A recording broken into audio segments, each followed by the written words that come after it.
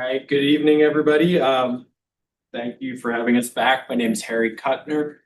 I'm the Calumet Program Manager with the Wetlands Initiative. We're one of the nonprofit partners in the Little Calumet River Conservation Collaborative. Usually present to you about 2 times a year with project updates. You all have been funding and supporting our work for a number of years. So just want to give you some general updates. I've got Daniel Suarez here from Audubon Great Lakes. And as a reminder, our organization or our collaborative is Wetlands Initiative, Audubon Great Lakes, Lake County Parks and Recreation Department, the City of Gary, Nature Conservancy in Indiana, Basin Commission, and NIPSCO is one of our more recent partners. Jumping on the coattails. So just to orient everybody, this is a map, obviously not of the entire river basin that you all manage, but this is the stretch that we've been working on. So an overview of what we'll talk about. I'm going to give a quick update first on these 3 sites circled in red. These are our 3 ongoing restoration projects. We've got Highland Rookery in Highland, Grant Street Wetlands in Gary, and MLK South Wetland in Gary. Altogether, that's about 400 acres inside of the floodplain. And then we will give some updates on 2 larger ongoing engineering and planning projects. The one further to the east is the Hatcher Park and Marshalltown Marsh project. And the one in the center of the map is the Chase Street complex, which contains the Grant Street wetlands. And then we'll wrap up the evening talking about our grant funding and grant funding opportunities, as well as some future project assessments going on. So quick update on our ongoing 400 acres of habitat restoration. So yeah, these projects are going along really well. This is about our 5th year in management. We have made some big headway fighting Phragmites and other invasive plant species. You can see the before photo and the after photo in the exact same location. Those are about 3 years apart. So we've got a lot of that Phragmites under control, and we are starting to do some more aggressive native plant establishment. The invasive management is still ongoing, and it'll be really important to keep up maintenance for the foreseeable future. So, you know, the funding you all provide is really critical for that. We use it, not only to help fund the Lake County Parks crew and pay for contractors, but also to leverage many hundreds of $1,000s of grant funding to support these projects. So yeah, in the past year, we expanded native plantings by quite a bit. We planted over 8,000 native seedlings last year at those 3 sites and spread seed for the first time across significant acreage, about 90 acres across those sites, which is reflective of there being more open space, because we've dealt with these invasive species. So going forward, in 25 and the first half of 26, continuing management across that acreage and continuing to expand on that planting area and the number of seedlings that we can get into the ground. We have been aiming to do prescribed burning at 2 of these sites for a while, and we're hoping that in 2025, this winter, we can actually accomplish that. And then if you can't, what are you going to do? Just move it to the next year and hope that the obstacle goes away? Well, yeah, so the obstacles have honestly been the weather in 2024. There's like a pretty tight window for prescribed burning. The other obstacle is working with contractors and getting them to prioritize our projects over other projects. But one idea that we've been, tinkering with was whether or not our collaboratives, field staff that are certified to do burns might be able to handle some of that. So that's one option that we're weighing. But yeah, we're working around the lack of burning for now. Yeah. And how does that inhibit what the end goal is trying to bring back the natural environment? Yeah, so like one really obvious issue is just like you've got all this biomass above ground with the standing dead Phragmites that we've controlled. If you don't burn it off in the winter, the following year, you're using a lot more herbicide to deal with those plants because, you're spraying living plants that are growing up amongst dead plants, basically. The other thing is a lot of our native species, these habitats thrive from regular burning of the site. So that, reduces the speed at which native habitat can get established. But, it's not totally uncommon that sites aren't able to be burned for various reasons. NIPSCO has lots of natural areas they don't allow burning on for the most part. So, we work around it. We do mowing, aggressive planting. We are optimistic with our two water control structures at MLK South and Grant Street. Those are being implemented, those are in use, and if you go out to either of those sites are mostly flooded, which is fantastic for our aquatic vegetation and marsh birds that are out there.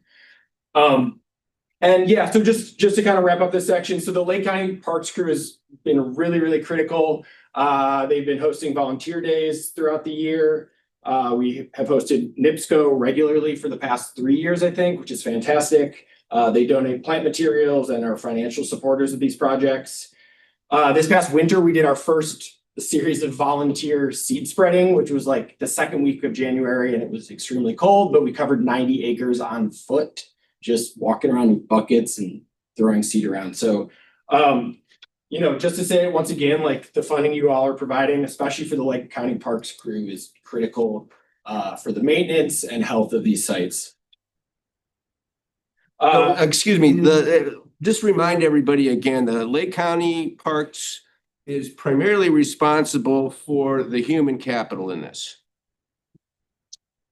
Craig is the representative from Lake County Parks, and so they're housing that restoration crew that you all fund. Because if you don't do the maintenance, none of this stuff is going to make any sense, right? Exactly. It'll backslide. It won't Kind be of like the flood control project. Exactly. Amazing. Yeah. And Lake County Parks also provides some critical partnership in terms of thinking about like the long-term trail plan for this region. How do we connect to the levee system? How do we connect to Lake Etta Park, Three Rivers County Park, stuff like that. So the contract that we have now, Dan, help me with this, is with Lake County Parks for this initiative, but not with the wetland initiative. They get paid out of parks? I think that's the way it was designed, so it's easier to facilitate the payment. So the answer is yes. No, originally we had it with the environmental groups, and then now we have it with parks. So I'm just making sure that we're not getting down a different path. Now, Parks submits the invoices based off of what they submit to Parks. We pay Parks. Well, I know they're detailed. I mean, there's no They doubt are very about that. detailed. Good job, Craig. I know you're there. There you are.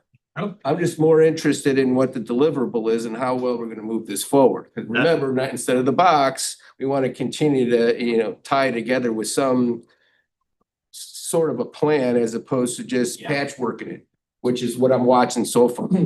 Yeah, so hopefully as we move along with the presentation, we'll talk about these bigger projects and future sites. We see this as a long-term vision for the corridor. Our work out here started back in 2016 through just visiting sites, site assessments. We've got this map I showed at the start that, identifies potential locations along the corridor. So basically we've been building, phases of work. We're now into these big engineering and planning phases to move forward. Thank you. And really quickly, we aren't going to bore you with a bunch of charts of marsh bird monitoring numbers, but Audubon Great Lakes has their monitoring program. There's 40 sites across the Calumet region. There's regular monitoring at Highland Rookery, Chase Street, Grant Street Wetlands, MLK South Wetlands.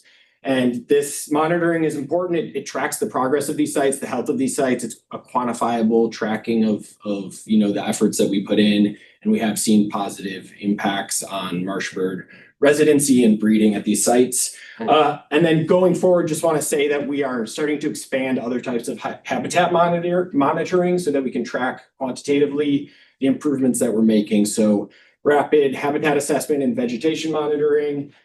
For our larger engineering projects, we are building in robust baseline monitoring that covers, stream health, herps, reptiles, aquatic organisms, stuff like that. So of the 40, going back to what's already out there and on this particular project, is there 5 or 6 monitoring sites within the project that you had on the aerial? There are 4. 4. There are 4 with plans for potentially adding more, which I'll get into in a little bit. Thank you. All right, I'm going to pass it over to Daniel. Big segue. Yeah, thanks for having us again. And I'm Daniel Suarez. I'm Conservation Director at Audubon Great Lakes. And when we were last here in September, we showed you some initial renderings from our engineering 60% design that was developed by ECT with funding that came through the Coastal States Organization via NOAA, the National Oceanic and Atmospheric Administration.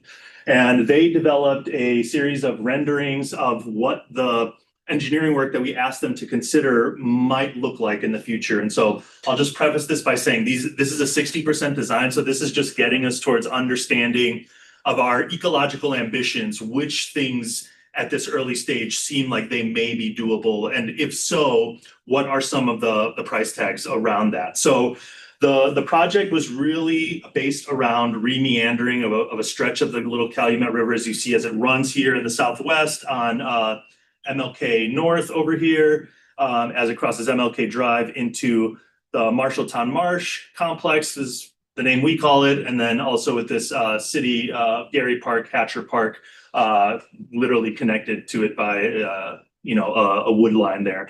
And so the report we got in October, which was about 6 months after we had anticipated receiving it. So there was a bit of a delay there.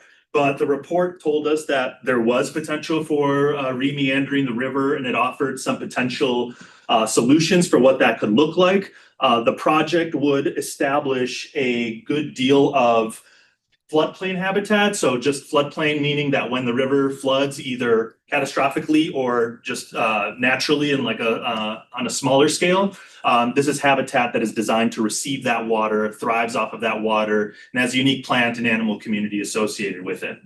The blue areas that you see on the map are potential areas where through excavation, we might be able to establish more permanent wetland habitat, and hemi-marsh, which is the habitat that we have been striving to create along these stretches of the Little Calumet River. It's what this part of Indiana would have looked like a couple of hundred years ago, and their system designed to help keep water on the site for longer, help it slowly infiltrate the soil, and keep it out of people's basements.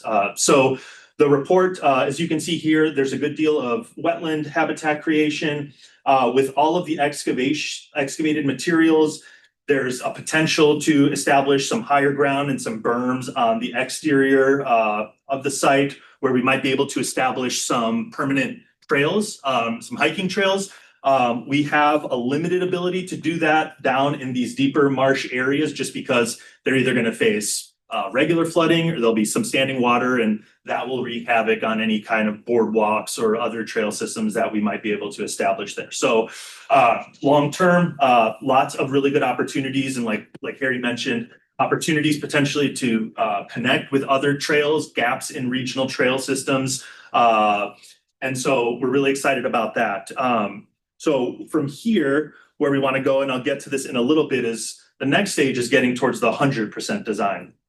But before I get into that, I just want to call out that, so this has been part of a 2-year grant through the National Oceanic and Atmospheric Administration. How much did they give you It was $307,000 for this? for the engineering work. Yep, Just for this project? just for this project. And so, oh, sorry. Thank you. Oh, yeah. And so as kind of the capstone of this project, we've been doing community engagement along the way with our partners at Calumet Collaborative and Brown Faces Green Spaces, and trying to get local residents' input on the Hatcher Park piece and then how that connects to the Marshalltown Marsh. And so next Wednesday at this time, we'll be having an event there, and we welcome anyone in the room, honestly, to attend.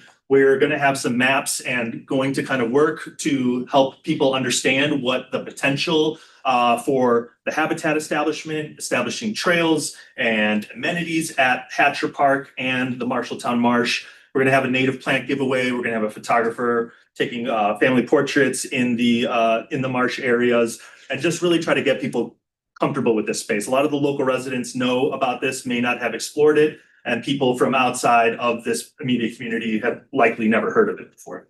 So I'll send Dan that information, and he can send it around.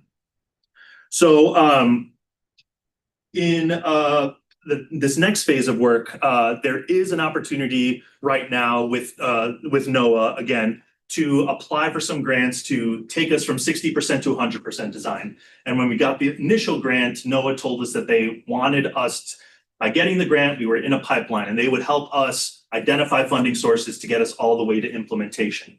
And so things, obviously, as we know, on the federal level with funding have become complicated in the last couple of months, and the future of the funding is a little bit uncertain beyond these next couple of years. But this grant that we've applied for, it's basically the same program, but it's called the Transformational Habitat Restoration and Coastal Resilience Grant. We are going to apply for this one. We already did. We should hear back sometime between July and November. A little nebulous there. But this is probably, we put a very ambitious proposal together, acknowledging that there might not be large federal funding pots for this kind of work in the next few years. So our grant request is for over $6 million, as you can see there. That will get us to 100% design and permitting across the complex. And will also help us develop engineering and design for the public access and amenities at Hatcher Park.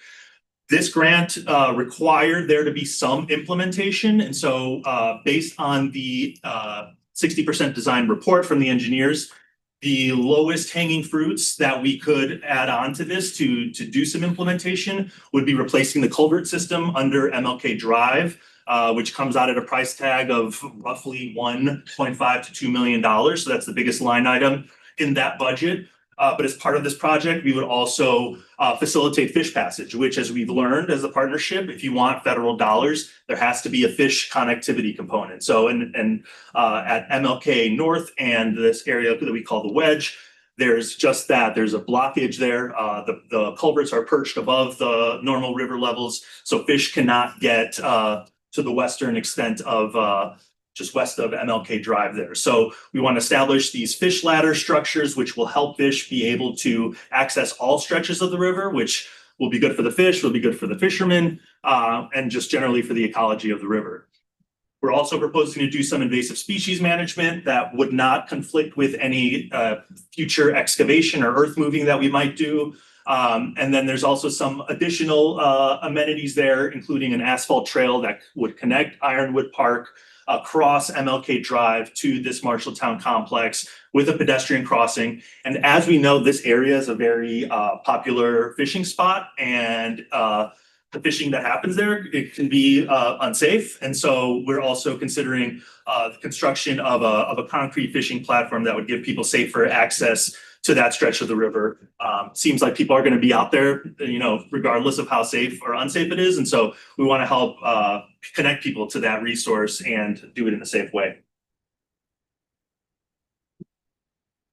And as Harry mentioned, this is the other big complex, the Chase Street complex that we call, which also encompasses the Grant Street Marsh. The Marshalltown Marsh complex is about 400 acres. This is almost double in size. This is about 800 acres.